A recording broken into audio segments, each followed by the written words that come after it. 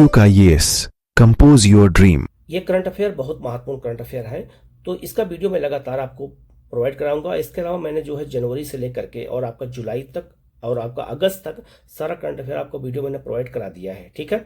और हम लोग जो है आप लिस्ट पे जाकर के देख सकते हैं, और हम लोग ये 50-50 जो क्वेश्चन बहुत महत्वपूर्ण क्वेश्चन है, इसको मैं आप लोगों को करा दे रहा हूं। इसका लगातार आपको पार्ट मिलता रहेगा। इसका पीडीएफ भी आपको टेलीग्राम चैनल पे मिल जाएगा, तो वीडियो पूरा देखिएगा। बहुत महत्वपूर्ण क्वेश्चन करंट अफेयर के हैं, कोई भी क्वेश्चन मिस मत करिएगा, क्योंकि सारे क्वेश्चन मैंने इंपॉर्टेंट ही इसमें जो है डाले हैं।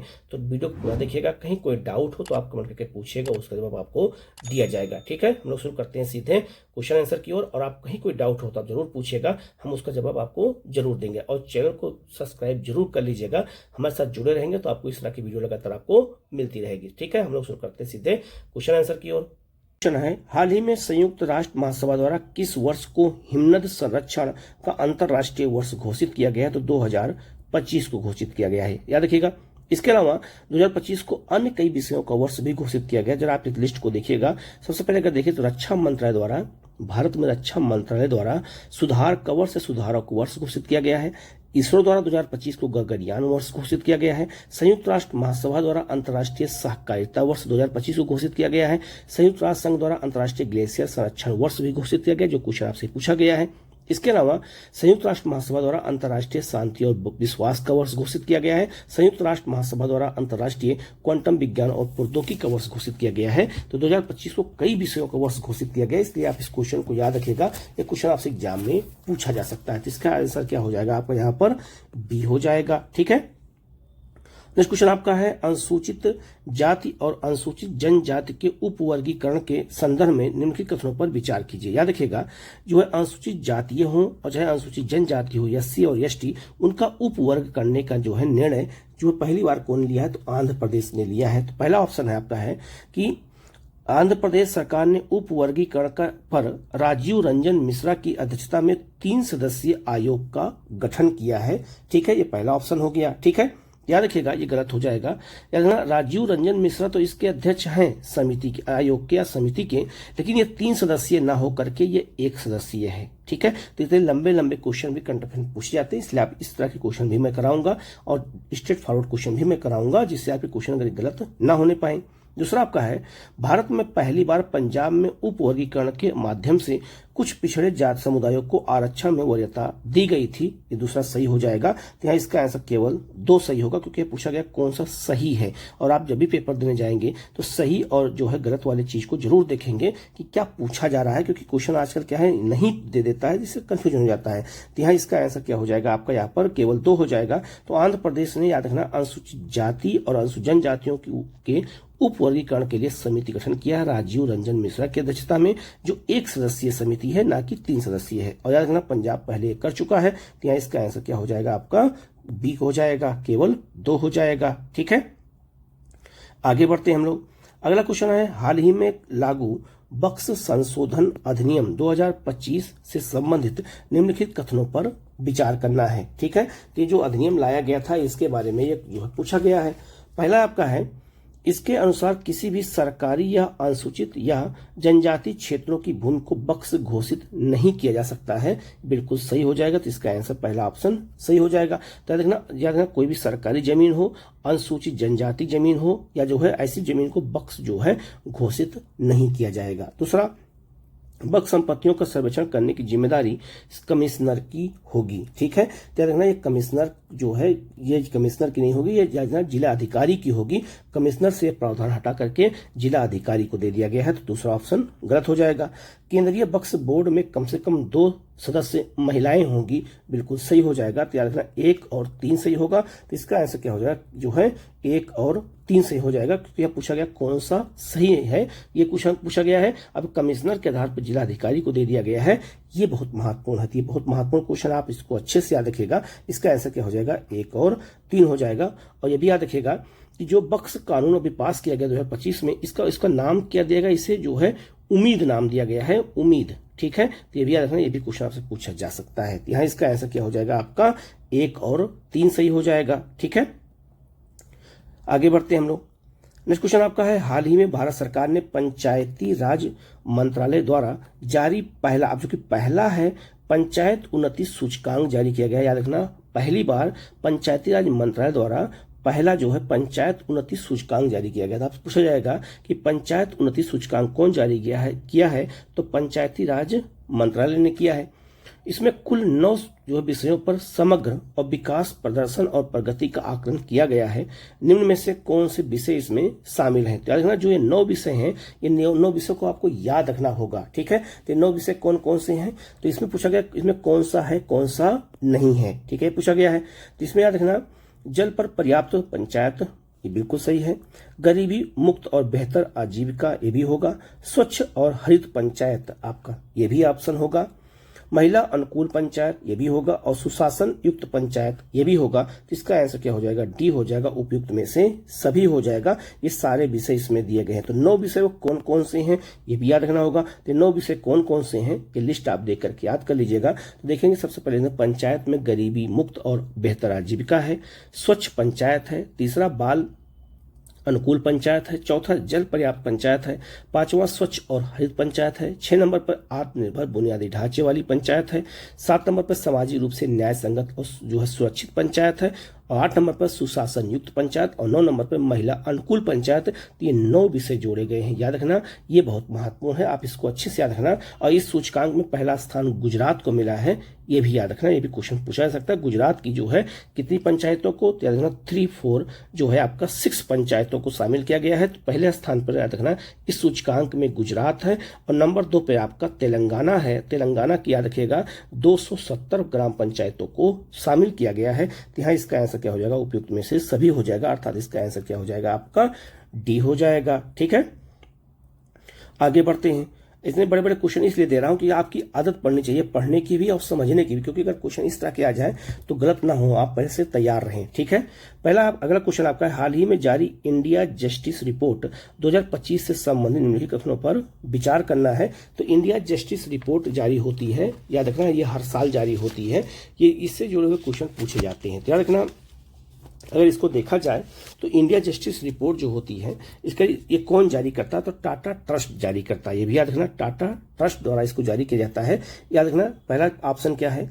1 अप्रैल 2025 में इस रिपोर्ट का ये 8वां संस्करण था। गलत हो जाएगा, ये 8वां नहीं, ये इस बार 4था संस्करण था। ठीक है, ये बहुत महत्वपूर्ण। तो या 2019 में याद रखना, 2019 में पहली रिपोर्ट जारी की गई थी, 2025 में इसकी 4थी रिपोर्ट जारी की गई है। ये बहुत महत्वपूर्ण है। दूसरा, बड़े राज्यों में कर्नाटक ने पहला स्थान हासिल किया है। ये बिल्कुल सही हो जाएगा। तीसरा है आपका, राष्ट्रीय स्तर पर पुलिस जनसंख्या अनुपात 1 लाख की आबादी पर 155 पुलिसकर्मी हैं। ये भी बहुत महत्वपूर्ण है। याद रखना, ये भी सही हो जाएगा। याद रखना, 1 लाख की आबादी पर 155 पुलिसकर्मी राष्ट्रीय स्तर पर हैं भारत में। तो इसका आंसर 2 और 3 सही हो जाएगा। तो इसका आंसर क्या हो जाएगा? आपका बी हो जाएगा। 2 और 3 सही हो जाएगा। अब याद रखिएगा, जो आपका इंडिया जस्टिस रिपोर्ट है, याद रखना ये 5 स्तंभों पर जारी होता है। ठीक है, 5 जो है मापदंड पे 4 स्तंभ, 5 मापदंड होते हैं इसके। ठीक है, मापदंड कितने हैं? 5 हैं, लेकिन 4 स्तंभों पर जारी होता है। 4 स्तंभ कौन कौन से हैं? तो पहला आपका है पुलिस। ठीक है, पहला आपका पुलिस है। दूसरा आपका है जेल, मतलब एक राज्य में पुलिस व्यवस्था कैसी है, जेल का प्रशासन कैसा है। तीसरा है न्यायपालिका, उस राज्य की न्यायपालिका कैसे काम करती है। ठीक है, और 5वां आपका है विधिक सहायता, क्या राज्य किसी गरीब को, किसी असहाय को विधिक सहायता देता है या नहीं देता है। तो इन्हीं 4 मानदंडों पर, स्तंभों पर यह रिपोर्ट जारी होती है। तो इसका आंसर क्या हो जाएगा? आपका बी हो जाएगा। ये 4था संस्करण है। ये भी बहुत महत्वपूर्ण है, तो आप इसको अच्छे से याद रखें, क्योंकि ऐसे क्वेश्चन एग्जाम में ज्यादा पूछे जाते हैं। ठीक है, आगे बढ़ते हैं हम लोग। ठीक है, ऐसे क्वेश्चन देने का मतलब यह आपको आदत डलाना है चीजों का। अगला क्वेश्चन आपका है, आपदा प्रबंधन संशोधन अधिनियम 2025। याद रखना, आपदा प्रबंधन अधिनियम कब पास किया गया था? ये बहुत महत्वपूर्ण है। याद रखना, ये 2000 कब पास किया गया था? 2005 में पास किया गया था। 6 में लागू हो गया, लेकिन याद रखना इसमें संशोधन अभी किया गया है 2025 में। तो क्या संशोधन हुआ है? पहला आपका है आपदा प्रबंधन की परिभाषा, जो आपदा प्रबंधन की परिभाषा है उसमें बदलाव हुआ है। तो आपदा प्रबंधन की परिभाषा में आपदा जोखिम न्यूनीकरण को शामिल किया गया है। ये बिल्कुल सही है। तो आपदा प्रबंधन की परिभाषा में आपदा जोखिम न्यूनीकरण को शामिल कर लिया गया है। ये ऑप्शन बिल्कुल सही हो जाएगा। कानून व्यवस्था की स्थिति को आपदा प्रबंधन अधिनियम के तहत आपदा माना गया है, गलत हो जाएगा, नहीं माना गया है। इसमें कहा गया कि कानून व्यवस्था की अगर स्थिति देखी जाए तो उसको आपदा नहीं माना जाएगा। ठीक है, तो गलत हो गया आपका 2 नंबर पे। ठीक है, पूछा जा रहा कौन सा सही है। तीसरा, राज्य सरकार को राज्य आपदा प्रतिक्रिया बल गठित करने का अधिकार दिया गया है। ये बिल्कुल क्या हो जाएगा आपका सही हो जाएगा। तो 1 और 3 सही होगा आपका, जबकि दूसरा क्या हो जाएगा आपका गलत हो जाएगा। तो इसका आंसर क्या हो जाएगा आपका बी हो जाएगा। ये भी बहुत महत्वपूर्ण क्वेश्चन है, तो याद रखिएगा। अभी आपदा प्रबंधन अधिनियम को जो है क्या किया गया है, संशोधित किया गया 2025 में। ये बहुत अच्छे से याद रखना, ये इंपॉर्टेंट है, क्वेश्चन आपसे पूछा जा सकता है। ठीक है, आगे बढ़ते हैं हम लोग।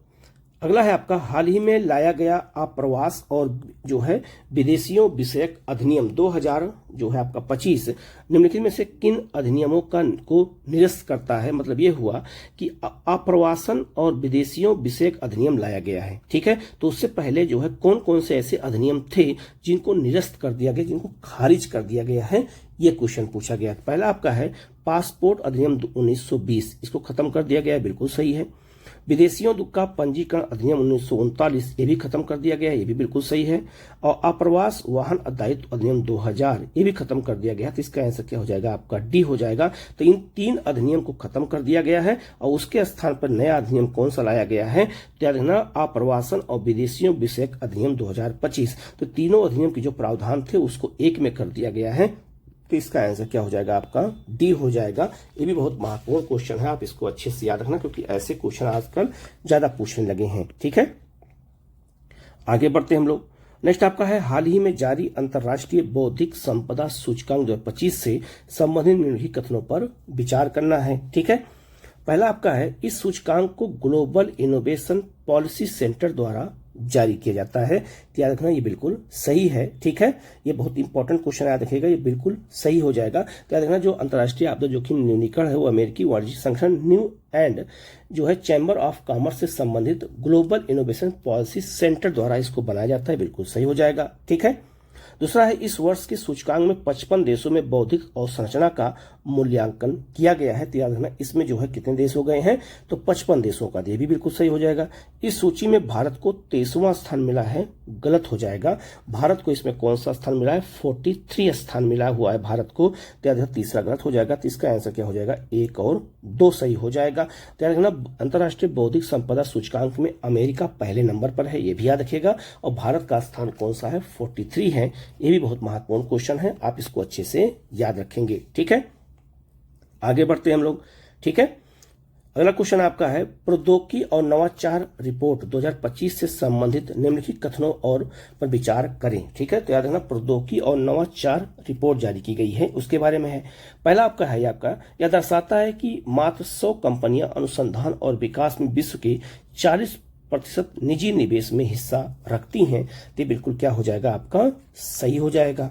दूसरा आपका है रिपोर्ट का अनुमान है कि वैश्विक स्तर पर 40% नौकरियां एआई के कारण प्रभावित हो रही हैं, ये भी बिल्कुल सही हो जाएगा। तो इसका आंसर क्या हो जाएगा, सी हो जाएगा दोनों। तो याद रखना एआई के अनुसार इस रिपोर्ट में यह कहा गया है कि एआई के अनुसार विश्व की 40% नौकरियां प्रभावित हो रही हैं, खत्म नहीं हो रही हैं, प्रभावित हो रही हैं, उनमें बदलाव आ रहा है।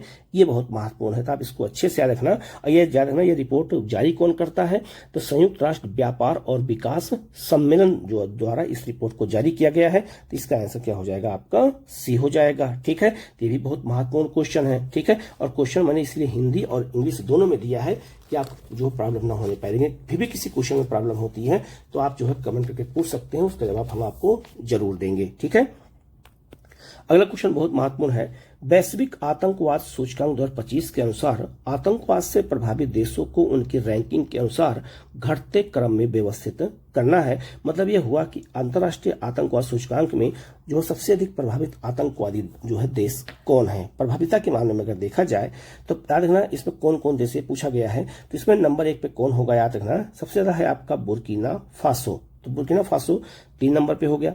इसके बाद कौन प्रभावित है, पाकिस्तान। ठीक है। फिर पाकिस्तान प्रभावित है तो पाकिस्तान नंबर 4 जो है आपका 2 पे हो गया। सीरिया जो है आपका याद रखिएगा, इसके बाद सीरिया प्रभावित है 1, फिर नाइजर प्रभावित है आपका 2, तो 3 4 1 2 अगर देखा जाए तो 3 4 1 2 आपका ये हो जाएगा। तो इसका आंसर क्या हो जाएगा आपका सी हो जाएगा। और इस याद रखना, इस सूचकांक में भारत का स्थान कौन है, 14वां स्थान भारत का है, याद रखना। तो याद रखना, विश्व में आतंकवाद प्रभावित अगर देखा जाए तो आतंकवाद प्रभावित देशों को देखा जाए तो नंबर 1 पर बुर्किना फासो है, नंबर 2 पे पाकिस्तान, नंबर 2 पे सीरिया, नंबर 4 पर नाइजर हो जाएगा और भारत का स्थान 14वां स्थान है। ये बहुत महत्वपूर्ण है, आप इसको अच्छे से याद रखना क्योंकि ऐसे क्वेश्चन आपको ज्यादा पूछने लगे हैं। नेक्स्ट क्वेश्चन आपका है, विश्व प्रसन्नता रिपोर्ट 2025 से संबंधित निम्नलिखित कथनों पर आपका विचार करना है और सही कथन की हमें क्या करनी है, पहचान करनी है। पहला ऑप्शन आपका है, इस रिपोर्ट में फिनलैंड ने को लगातार 8वें वर्ष विश्व का सबसे प्रसन्न देश घोषित किया गया है, बिल्कुल सही हो जाएगा। तो 8वां वर्ष घोषित किया गया, कभी कभी हो सकता है 9वां दे दे, 10वां दे दे, 11वां दे दे, तो 8वां वर्ष ऐसा है लगातार जो है फिनलैंड सबसे खुशहाल देश है, सबसे प्रसन्न देश है। इस रिपोर्ट में, इस वर्ष की रिपोर्ट में समग्र रैंकिंग में भारत की रैंक 2024 की रिपोर्ट की तुलना में बेहतर हुई है। ये भी बिल्कुल आपका क्या हो जाएगा, आपका सही हो जाएगा। क्या देखना, ये भी बहुत महत्वपूर्ण कैसे है, अगर देखा जाए तो 2024 में जो भारत की रैंकिंग थी वो 126वीं रैंक थी। 2025 की जो रैंकिंग आई है उसमें भारत का स्थान 118 हो गया है। तो 2025 में भारत का स्थान 118 हो गया, 2024 में स्थान कौन सा था, 126 था। तो कुछ सुधार हुआ है, बेहतर हुआ है। क्या देखना, इसका आंसर क्या हो जाएगा आपका, सी हो जाएगा, दोनों हो जाएगा। ठीक है, तो ऐसे क्वेश्चन हमें बहुत अच्छे से याद रखना होगा क्योंकि ऐसे क्वेश्चन की मैं प्रैक्टिस कराऊंगा। ठीक है, इसकी लगातार वीडियो आपको मिलती रहेगी, तो आप लोग बिल्कुल जो है चैनल जरूर सब्सक्राइब कर लीजिएगा। ठीक है, जिससे इस तरह क्लास आपको लगातार मिलती रहेगी। ठीक है, आगे बढ़ते हैं। हाल ही में विश्व प्रसन्नता शिखर सम्मेलन 2025 का आयोजन किस देश में किया गया है? ये बहुत महत्वपूर्ण क्वेश्चन है, ये क्वेश्चन पूछा जा सकता है। तो याद रखना, ये कहाँ किया गया है, अमेरिका में किया गया है। तो इसका आंसर क्या हो जाएगा आपका, ए हो जाएगा। विश्व प्रसन्नता शिखर सम्मेलन 2025 कहाँ हुआ है, अमेरिका के मियामी नामक शहर में हुआ है, फ्लोरिडा नामक राज्य में हुआ है। ठीक है, मार्च में महीने में हुआ है। तो इसका आंसर क्या हो जाएगा आपका, ए हो जाएगा। ठीक है, ये भी बहुत महत्वपूर्ण क्वेश्चन है। नेक्स्ट आपका है, हाल ही में किस देश को चिकित्सकीय और मानवीय सहायता भेजने के लिए भारत सरकार ने ऑपरेशन ब्रह्मा चलाया था? तो म्यांमार में। ठीक है, म्यांमार में मानवीय सहायता करने के लिए ऑपरेशन क्या चलाया गया था, ब्रह्मा चलाया गया था। इसको नाम क्या दिया गया ब्रह्मा, ये भी बता देता हूं क्योंकि याद रखना, प्राचीन काल था जो है क्या कहते हैं, उस काल में वैदिक काल में म्यांमार के क्षेत्र को ब्रह्म क्षेत्र कहा जाता था, इसलिए ऑपरेशन ब्रह्मा चलाया गया। तो इसका आंसर क्या हो जाएगा आपका यहाँ पर, सी हो जाएगा। ये भी बहुत महत्वपूर्ण क्वेश्चन है, आप इसको अच्छे से याद रखना। कौन से ऑप्शन होते हैं ये क्वेश्चन पूछा जाता है। तो ऐसे क्वेश्चन अगर आ जाए तो गलत ना होने पाए आपका। ठीक है, तो आपको लोग ऐसे जो है क्वेश्चन पे हमें गौर करना है और उसको नोट करके रखना है कि अगर ये क्वेश्चन आए तो हमसे गलत ना होने पाए। ठीक है, आगे बढ़ते हम लोग। नेक्स्ट क्वेश्चन आपका है, हाल ही में सुप्रीम कोर्ट के निर्णय ने राज्यपाल को विधेयक सहमति या असहमति पर निर्णय की समय सीमा क्या निर्धारित कर दी गई है? तो याद रखना, इसको निर्धारित किया गया है 3 माह। मतलब ये हुआ कि राज्यपाल के पास अगर कोई विधेयक जाता है तो उस पर या तो सहमति दीजिए या असहमति दीजिए। आप पॉकेट वीटो का इस्तेमाल ना करिए, उस विधेयक को अपने पास सुरक्षित ना रखें। इसके लिए सुप्रीम कोर्ट ने क्या किया, 3 माह का समय दिया है किसको, राज्यपाल को।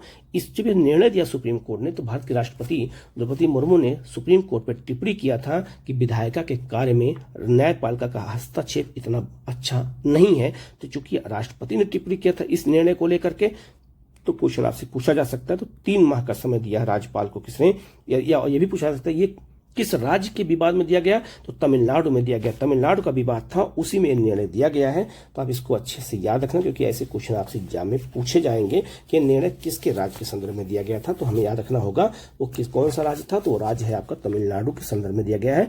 3 माह के अंदर या तो राज्यपाल सहमति करे बिल पर या असहमति करे, उसको पॉकेट वीटो का इस्तेमाल ना करे। ठीक है, नेक्स्ट क्वेश्चन आपका है, हाल ही में जारी विश्व जल विकास रिपोर्ट 2025 से संबंधित निम्नलिखित कथनों पर विचार कीजिए। ठीक है, पहला है, इस रिपोर्ट का निर्माण संयुक्त राष्ट्र पोषणीय विकास समाधान नेटवर्क द्वारा किया जाता है। क्या देखना, ये गलत हो जाएगा। ठीक है, पहला ऑप्शन क्या हो जाएगा आपका, पहला ऑप्शन गलत हो जाएगा। इस रिपोर्ट का निर्माण विश्व जल मूल्यांकन कार्यक्रम द्वारा किया जाता है, ना कि जो है संयुक्त राष्ट्र द्वारा होता है। तो पहला ऑप्शन क्या हो गया, गलत हो गया। इस रिपोर्ट के अनुसार वर्ष 2000 से 2021 के बीच जल की वैश्विक मांग में 14% की वृद्धि हुई है। ठीक है, ये क्वेश्चन है तो याद रखना, ये बहुत महत्वपूर्ण है। इसका आंसर क्या हो जाएगा आपका, दूसरा सही हो जाएगा, तो इसका आंसर केवल 2 सही होगा। ठीक है, ये भी याद रखना। याद रखना विश्व स्तर पर कृषि में 72% जल का उपयोग हो रहा है। कहां पर, किसमें, कृषि क्षेत्र में। ठीक है, उद्योग, याद रखना ये बहुत महत्वपूर्ण है, नोट कर लेना कहीं पर। तो कृषि क्षेत्र में विश्व स्तर पर 72% जल का उपयोग हो रहा है। अगर हम उद्योग को देखें तो उद्योग में कितना पैसा जो है जल का उपयोग हो रहा है, तो 15% का, तो परसेंटेज भी पूछा जा सकता है। और घरेलू क्षेत्र में हमारे घरों में कितना यूज होता है पानी का, तो विश्व स्तर पर देखा जाए तो 13%। तो सबसे अधिक कृषि क्षेत्र में जल का उपयोग हो रहा है 72%। तो परसेंटेज भी याद रखना, चाहे वो कृषि हो, चाहे उद्योग हो, चाहे घरेलू क्षेत्र हो, ये भी पूछा जा सकता है। और याद रखना जो जल की वैश्विक मांग देखा जाए तो 14% की वृद्धि हमारे विश्व में हुई है 2000 से 2021, अर्थात 21 वर्षों में हुई है। ये भी क्वेश्चन पूछा जा सकता है। तो ये रिपोर्ट विश्व जल मूल्यांकन कार्यक्रम द्वारा जारी किया जाता है। इसको लेकर दुनिया में बहुत चर्चा हुई है, तो ऐसा क्वेश्चन पूछा जा सकता है। तो आप इसको अच्छे से याद रखना। इसका आंसर क्या हो जाएगा आपका, यहाँ पर केवल 2 हो जाएगा। ठीक है, नेक्स्ट आपका है हाल ही में संयुक्त राष्ट्र बाल मृत्यु, ये बहुत महत्वपूर्ण क्वेश्चन है, याद रखिएगा, ये बहुत महत्वपूर्ण है। ठीक है, क्वेश्चन पूछा गया है आपका कि हाल ही में संयुक्त राष्ट्र बाल मृत्यु अनुमान अंतर एजेंसी समूह द्वारा जारी बाल मृत्यु दर में स्तर और रुझान रिपोर्ट 2025 के अनुसार कौन सा या कौन से कथन सही है, ये क्वेश्चन पूछा गया। इसमें कौन सा कथन सही है। पहला आपका है वर्ष 2000, ये बहुत महत्वपूर्ण क्वेश्चन याद रखना। डाटा ऐसे क्वेश्चन ज्यादा पूछे जाते हैं, खासकर जो जनसंख्या से जुड़े होते हैं। ठीक है, तो वर्ष 2000 से 2023 के बीच वैश्विक स्तर पर 5 वर्ष से कम उम्र के बच्चों की मृत्यु दर में लगभग 52% की कमी आई है। वैश्विक स्तर पर 52% की कमी आई है, किसमें, बाल मृत्यु दर में। बिल्कुल सही हो जाएगा। तो विश्व स्तर पर 52% कमी आई है। दूसरा आपका है 2000 से 2023 के बीच भारत की 5 वर्ष से कम उम्र की मृत्यु दर में 70% गिरावट आई है। अब ये भी बिल्कुल सही हो जाएगा। तो इसका आंसर क्या हो जाएगा, सी हो जाएगा। दोनों सही हो जाएगा। अब यहाँ एक गौर करने वाली बात है कि विश्व स्तर पर 52% गिरावट आई है, और याद रखना इसी दौरान भारत में अगर देखा जाए तो 5 वर्षों में 70% गिरावट आई है। तो भारत ने इस क्षेत्र में उल्लेखनीय काम किया है। याद रखना ये रिपोर्ट बहुत महत्वपूर्ण है, चर्चा में बहुत रही है। तो क्वेश्चन आपसे पूछा जा सकता है। एक 70%, एक आपका 52% की गिरावट के साथ जो है ये चर्चा में रिपोर्ट रही है। तो क्वेश्चन गलत नहीं होना चाहिए आप लोगों का। ठीक है, नेक्स्ट क्वेश्चन आपका है मार्च 2025 में सिपरी, याद रखना सिपरी एक जो है संस्था है जो हथियारों के आयात और निर्यात की रिपोर्ट जारी करता है। ठीक है, तो लिखा है मार्च 2025 में सिपरी द्वारा अंतर्राष्ट्रीय शस्त्र हस्तांतरण प्रवृत्तियां 2024 के शीर्ष से जारी रिपोर्ट के अनुसार 2020 से 2024 की अवधि में विश्व की शीर्ष जो है शस्त्र आयातक देशों को घटते क्रम में व्यवस्थित करें। याद रखना बहुत दिनों तक भारत नंबर 1 पर रहा है, लेकिन अब यह रिपोर्ट जो है चेंज हो गया है। अगर देखा जाए तो अब क्या हो गया है, याद रखना नंबर 1 पे क्या हो जाएगा, यूक्रेन हो जाएगा। यूक्रेन सबसे ज्यादा जो है शस्त्रों का आयात इस समय कर रहा है, क्योंकि वहां युद्ध भी चल रहा है। तो कितना परसेंट कर रहा है ये, 8.8% आयात कर रहा है पूरी दुनिया का। ठीक है, ये बहुत महत्वपूर्ण है। 2 नंबर पे कौन है, भारत। अब भारत 2 नंबर पे हो गया है। 1 नंबर पे कौन हो गया, यूक्रेन हो गया है। भारत कितना आयात कर रहा है ये भी पूछा जा सकता है। तो 8.3% आयात कर रहा है। 3 नंबर पे कौन आपका है, कतर हो गया है। और कतर कितना कर रहा है, तो कतर 6.8% कर रहा है। और संयुक्त अरब अमीरात कितना कर रहा है, ये 4 नंबर पे है। तो ये 6 पॉइंट आपका जो है ये भी 8% कर रहा है, ये भी बहुत महत्वपूर्ण है।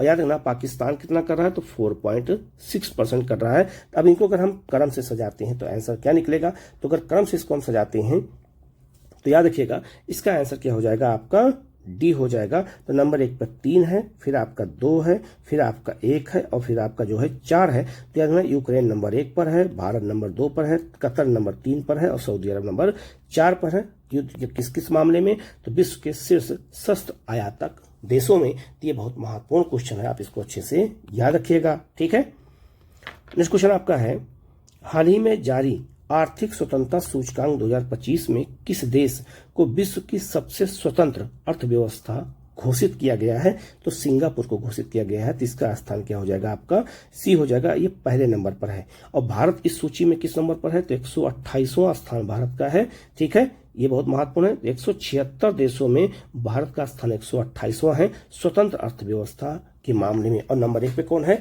सिंगापुर है, ये बहुत महत्वपूर्ण है। और याद रखना 176 नंबर पे कौन है? उत्तर कोरिया है। भारत का स्थान 128 है, तो इसका आंसर क्या हो जाएगा? आपका सी हो जाएगा। ये भी बहुत महत्वपूर्ण क्वेश्चन है। ठीक है, आगे बढ़ते हैं हम लोग। नेक्स्ट आपका है हुरून ग्लोबल रिच लिस्ट 2025 के अनुसार किस शहर को दुनिया के अरबपतियों की राजधानी का खिताब मिला है, मतलब उसे उपाधि दी गई है जहां सबसे ज्यादा अरबपति रहते हैं। ठीक है, ये देखा जाए तो इसका आंसर क्या हो जाएगा? आपका बी हो जाएगा। न्यूयॉर्क में सबसे ज्यादा अरबपति रहते हैं, ये बहुत महत्वपूर्ण है। इसको आप हमें अच्छे से याद रखना होगा क्योंकि ऐसे क्वेश्चन ज्यादा पूछे जाने लगे हैं। तो नंबर 1 पर आपका कौन है? आपका न्यूयॉर्क है, जिसे अरबपतियों की राजधानी कहा जाता है। लंदन दूसरे नंबर पर है। मुंबई जो है याद रखना अब चौथे नंबर पर हो गया है। अब संघाई जो है, संघाई अगर देखा जाए तो, और बीजिंग, तो संघाई और बीजिंग जो है अगर देखा जाए तो तीसरे चौथे पर है। और 5वें पर आपका मुंबई हो गया है, ये याद रखना है। तो याद रखना सबसे ज्यादा अरबपति कहाँ है? तो अमेरिका में। अरबपति अमेरिका में कितने हैं? तो 870 हैं। चीन में 823 हैं। ठीक है, भारत 3 नंबर पर अरबपतियों में, जहां पे 284 अरबपति हैं। ठीक है, ये बहुत महत्वपूर्ण है, या आप इसको अच्छे से याद रखना। और भारत के मुकेश अंबानी और उनका जो परिवार है वो 100 बिलियन US$ के साथ 17वें स्थान पर है, जो है किसमें? याद रखना अरबपतियों में। तो ये बहुत महत्वपूर्ण, आप इसको अच्छे से याद रखना क्योंकि ऐसे क्वेश्चन आप ज्यादा पूछने लगे हैं। ठीक है, आगे बढ़ते हैं। हाल ही में सांख्यिकी और कार्यक्रम मंत्रालय द्वारा भारत सरकार द्वारा जारी ऊर्जा सांख्यिकी भारत रिपोर्ट 2025 के अनुसार कौन सा कथन सही है? इसमें कौन सा कथन सही है, ये पूछा गया है। ठीक है, तो याद रखना पहला आपका ऑप्शन है जो है देश में सर्वाधिक कोयला भंडार, जो अगर देखा जाए तो झारखंड में है, गलत हो जाएगा। याद रखना देश में सबसे अधिक कोयला भंडार अगर बात करें तो झारखंड नहीं होगा, अब उड़ीसा होगा, ये भी याद रखना। ठीक है, अब उड़ीसा नंबर 1 पर हो गया है, तो पहला ऑप्शन क्या हो गया? गलत हो गया। ठीक है, दूसरा आपका है देश में लिग्नाइट का सर्वाधिक भंडार तमिलनाडु में है, बिल्कुल सही हो जाएगा। तो सबसे अधिक लिग्नाइट का उत्पादन कहाँ होता है? तमिलनाडु में होता है, और लिग्नाइट कोयले का एक प्रकार है। तीसरा है भारत में नवीकरणीय ऊर्जा की अनुमानित क्षमता के संदर्भ में राजस्थान की हिस्सेदारी सर्वाधिक है, किसमें? नवीकरणीय ऊर्जा के मामले में, ये सही हो जाएगा। तो इसका आंसर क्या हो जाएगा? आपका सी हो जाएगा। इसमें 2 और 3 ऑप्शन आपका क्या हो जाएगा? सही हो जाएगा, अर्थात इसका आंसर 2 और 3 होगा। ठीक है, ये भी बहुत महत्वपूर्ण क्वेश्चन है। ठीक है, तो ऊर्जा से जुड़े हुए रिपोर्ट आगे भी हम आपको बताएंगे और अच्छे से, इससे पहले क्वेश्चन आए तो गलत आपका ना होने पाए। ठीक है, आगे बढ़ते हैं हम लोग। नेक्स्ट आपका है भारत में प्राकृतिक गैस के अनुमानित भंडार के वितरण के अनुसार निम्न राज्यों को घटते क्रम में लिखना है। ऐसे क्वेश्चन बहुत आते हैं, उनको देखना है। तो अगर देखा जाए प्राकृतिक गैस के, देखा जाए भंडार के, देखा जाए तो सबसे अधिक भंडार कहाँ पे है, सबसे कम कहाँ है, इस आधार पूछा गया है। इसका आंसर क्या हो जाएगा आपका? तो पहले नंबर 1 पे होगा राजस्थान होगा, राजस्थान का नंबर 1 हो जाएगा। ठीक है, दूसरा पे अगर देखा जाए तो 2 नंबर पे कौन होगा? नंबर 2 पे गुजरात हो जाएगा, जो प्राकृतिक गैस के भंडार में 2 नंबर पर है।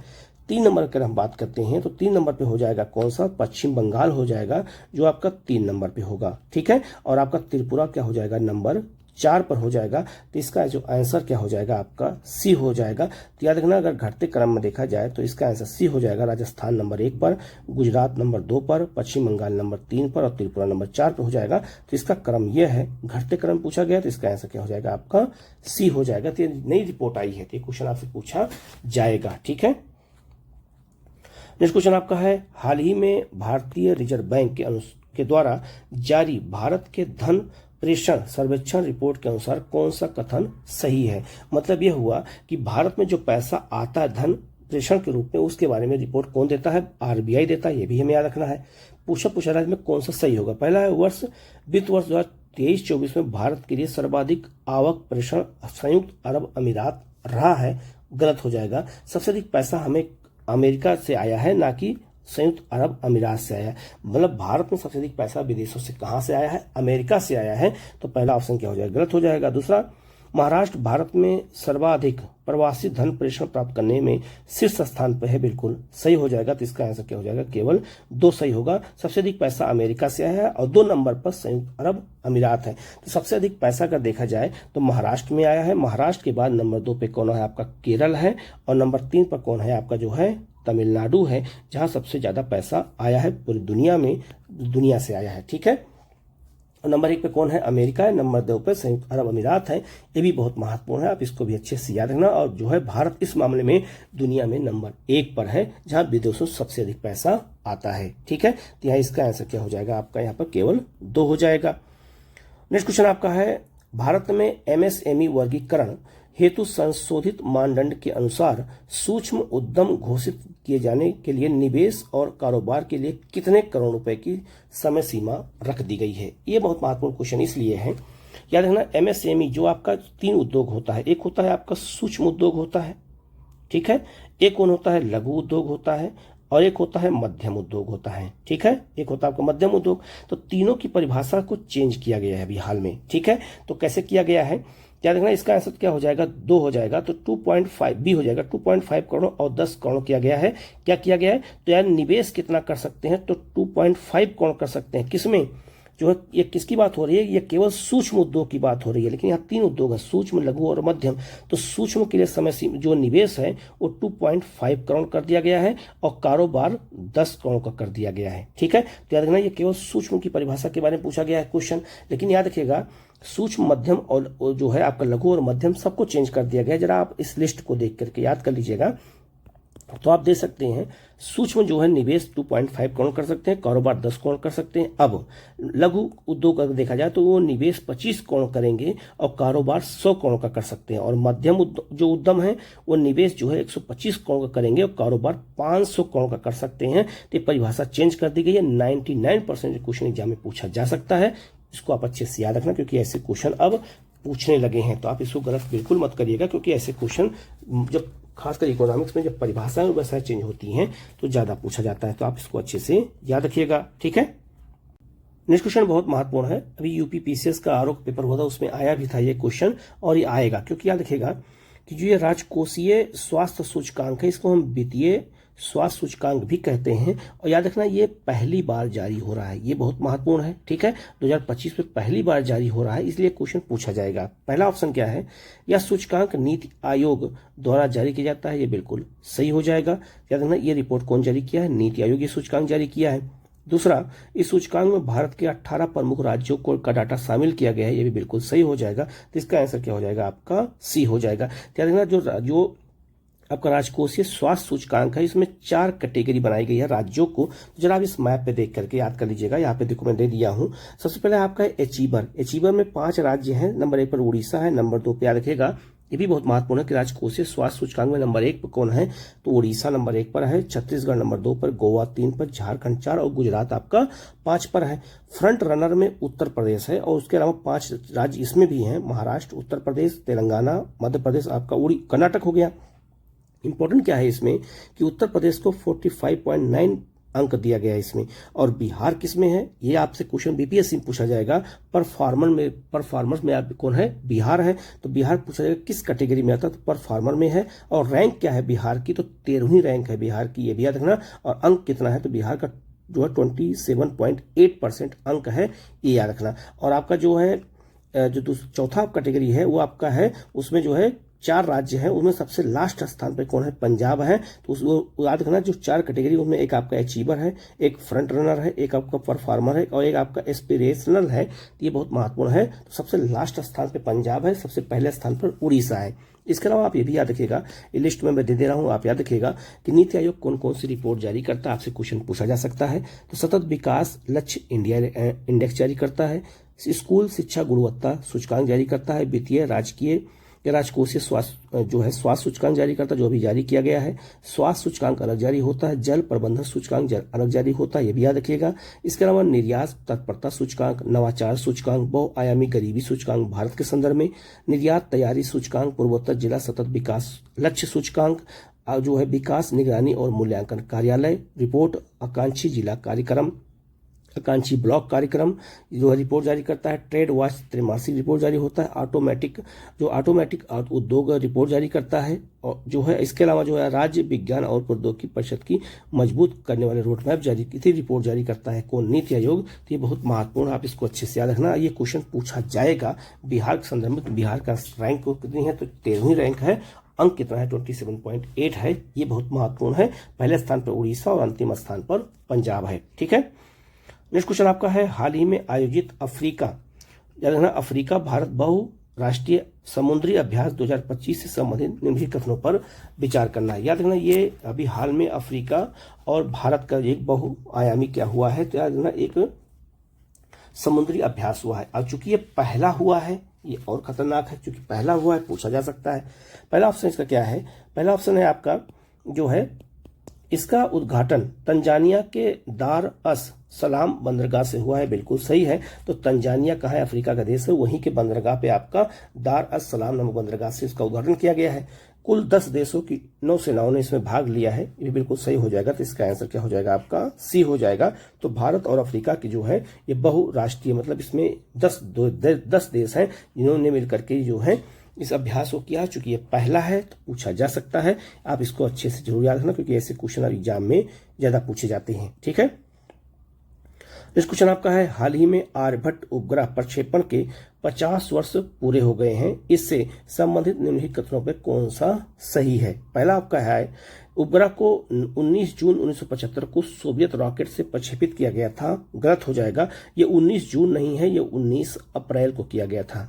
ठीक है, तो पहला ऑप्शन गलत हो जाएगा। दूसरा, 1975 में भारत ने आर्यभट्ट उपग्रह के सम्मान में डाक टिकट जारी किया है, ये बिल्कुल सही हो जाएगा। इसका आंसर क्या हो जाएगा, केवल 2 सही होगा। डाक टिकट जारी किया गया है इसके याद में, क्योंकि जो 50 वर्ष पूरे हुए हैं। ठीक है, क्वेश्चन आपका है, हाल ही में चर्चा में रहा K2-18b क्या है, तो देखना इसका आंसर सी हो जाएगा। ये सिंह तारामंडल में उपस्थित बाह्य ग्रह है, तो इसका आंसर क्या हो जाएगा आपका, सी हो जाएगा। इसी खोज किसने किया है, तो नासा ने किया है। ठीक है, नेक्स्ट आपका है, हाल ही में बानू मुस्ताक को उनकी किस लघु कहानी के लिए जो है अंतर्राष्ट्रीय बुकर पुरस्कार 2025 चुना गया है, हॉट लैम्प के लिए। तो इसका आंसर क्या हो जाएगा आपका, ए हो जाएगा। ये भी बहुत महत्वपूर्ण क्वेश्चन है। ठीक है, ये अच्छे से इसको याद रख लीजिएगा, क्योंकि ये क्वेश्चन आ सकता है। ठीक है, नेक्स्ट क्वेश्चन आपका है, मार्च 2025 में किस बॉलीवुड अभिनेता को फिट इंडिया आइकॉन नामित किया गया है, किसको, तो आयुष्मान खुराना को फिट इंडिया आइकॉन नामित किया गया है। तो इसका आंसर क्या हो जाएगा आपका, यहाँ पर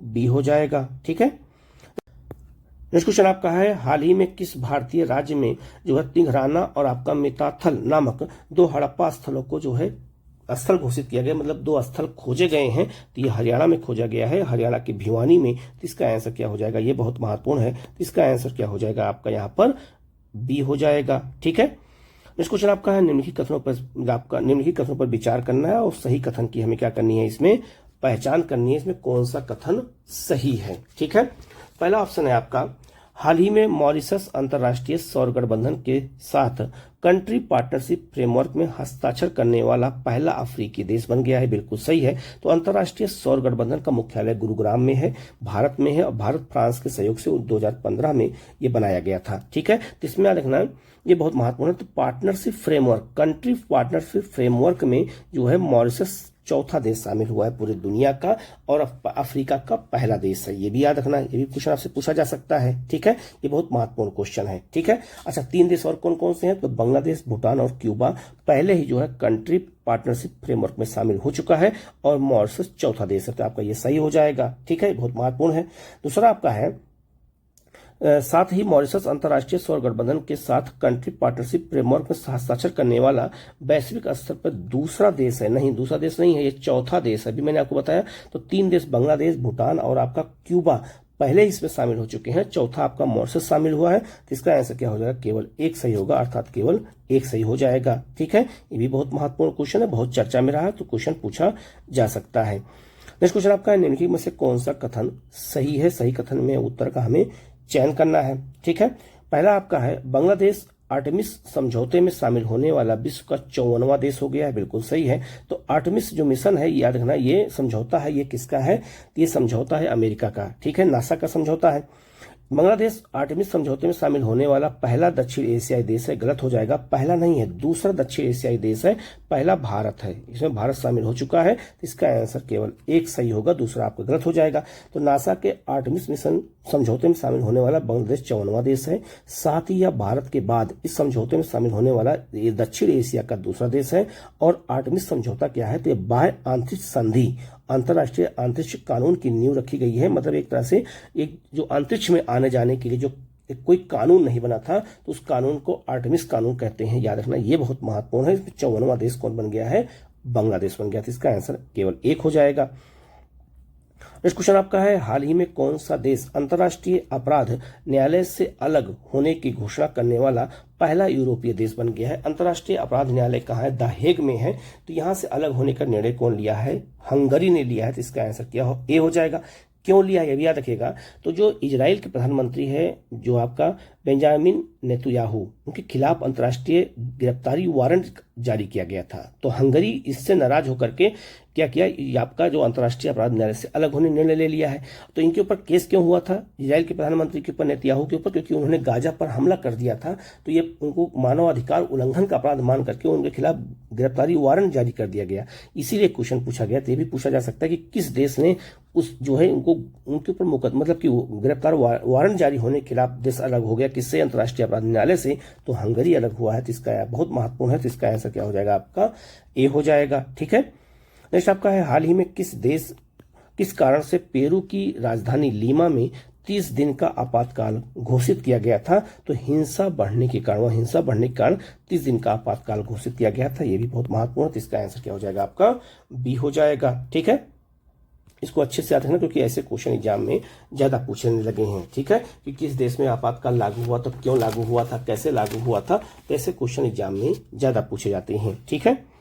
नेक्स्ट क्वेश्चन आपका है, निम्नलिखित में से कौन सा जो है इसमें सुमेल करना है? एक तरफ पुरस्कार है, एक तरफ आपका विजेता है, और उनको आपको क्या करना है, यहाँ पर मिलान करना है उनका। ऐसे क्वेश्चन ज्यादा पूछे जाते हैं। ठीक है। तो अगर देखा जाए तो सबसे पहले अगर देखा जाए एबल पुरस्कार 2025 किसको मिला है? तो एक साथ उन्हें 4 पुरस्कार दे दिया है। तो एबल पुरस्कार अपना मैथ के क्षेत्र में दिया जाता है, इसे मैथ क्षेत्र का नोबेल पुरस्कार कहते हैं।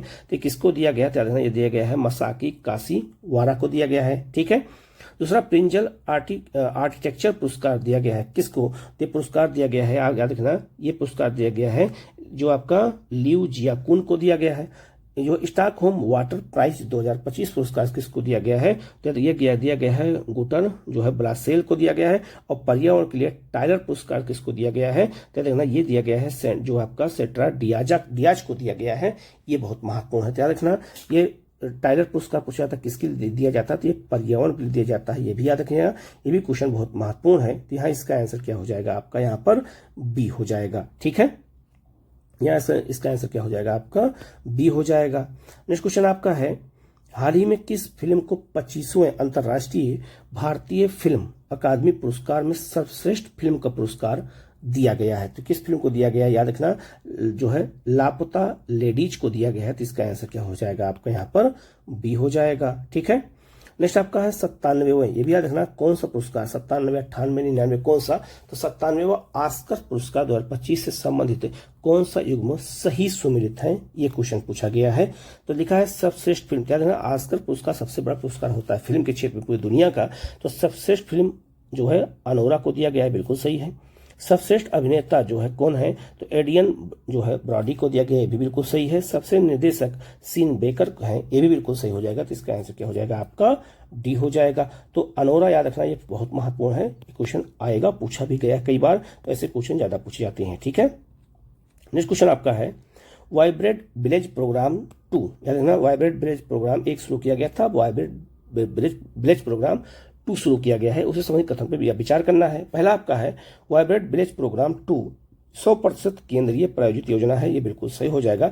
इसमें राज्य का पैसा नहीं लगता, इसे पूरी तरह से केंद्रीय योजना है, इसमें 100% पैसा केंद्र का लगता है। पहला ऑप्शन सही हो जाएगा।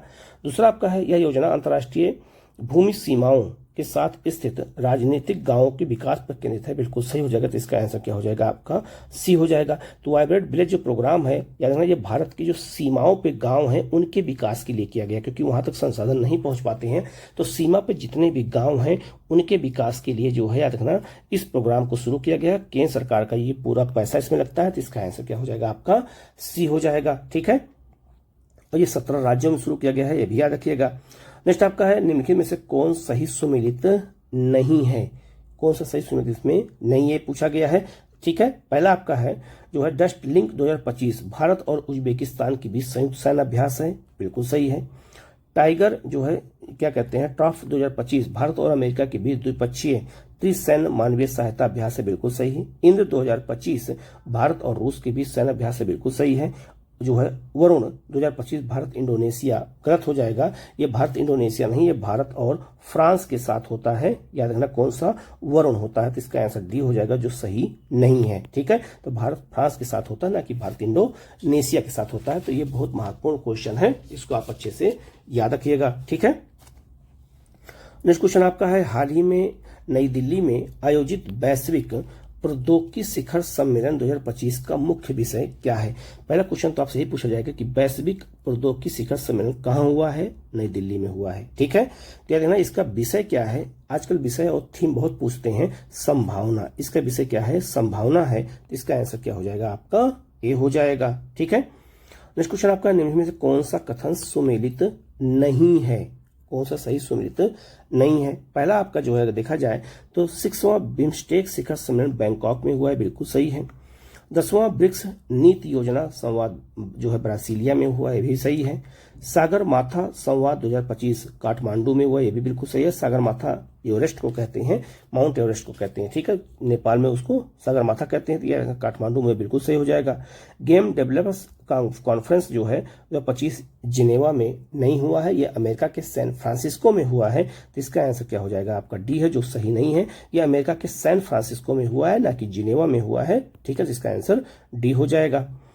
नेक्स्ट क्वेश्चन आपका है, हाल ही में कौन सा भारतीय बैंक ट्रेन में एटीएम लगाने वाला पहला बैंक बन गया है। मतलब ट्रेन में किसने एटीएम लगा दिया है, तो बैंक ऑफ महाराष्ट्र ने लगाया है, तो इसका आंसर सी हो जाएगा। ये भी 99% क्वेश्चन उम्मीद है आ सकता है।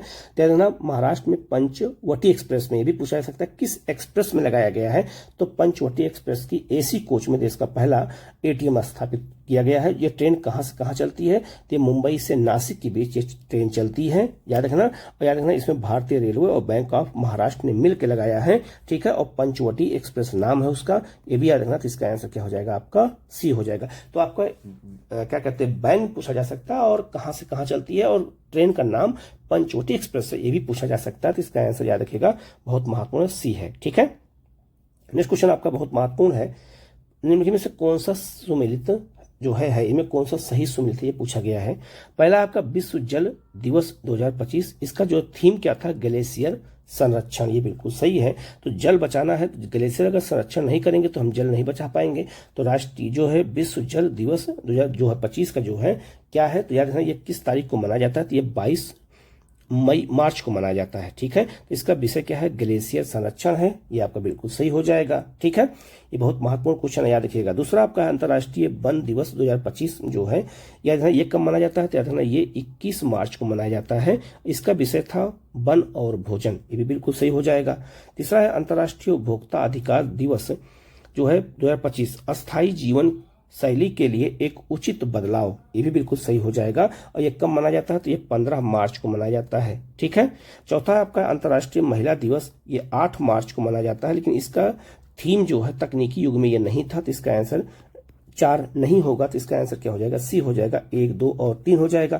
तो अंतर्राष्ट्रीय महिला दिवस का थीम क्या था, सभी महिलाओं और लड़कियों के लिए अधिकार और समानता सशक्तिकरण था, ना कि ये था। तो इसका आंसर क्या हो जाएगा, केवल 1, 2 और 3 हो जाएगा, इसका आंसर सी हो जाएगा। ठीक है, नेक्स्ट क्वेश्चन आपका है, भारत का पहला जो है डाटा कंप्यूटिंग गांव किस राज्य में स्थापित किया जा रहा है। ठीक है, तो पहला जो गांव स्थापित हो रहा है वो कहाँ हो रहा है, ये भी बहुत महत्वपूर्ण है। तो इसका जो आंसर है वो हो जाएगा आपका बी हो जाएगा, ये आंध्र प्रदेश में भारत का पहला कंप्यूटिंग डाटा गांव स्थापित किया जा रहा है। ठीक है, क्योंकि ये बहुत चर्चा का विषय है, तो क्वेश्चन आपसे पूछा जा सकता है। ठीक है, तो याद रखना ये जो है अमरावती, आंध्र प्रदेश के अमरावती के पास ये गाँव स्थापित हो रहा है, याद रखिएगा। ठीक है, नेक्स्ट आपका निम्नलिखित में से कौन सा कथन सही है, इसमें कौन सा कथन सही है, ये पूछा गया है। ठीक है, पहला ऑप्शन है आपका है, भारत में वरिष्ठ नागरिक आयोग स्थापित करने वाला देश का पहला राज्य केरल बन गया है, बिल्कुल सही है।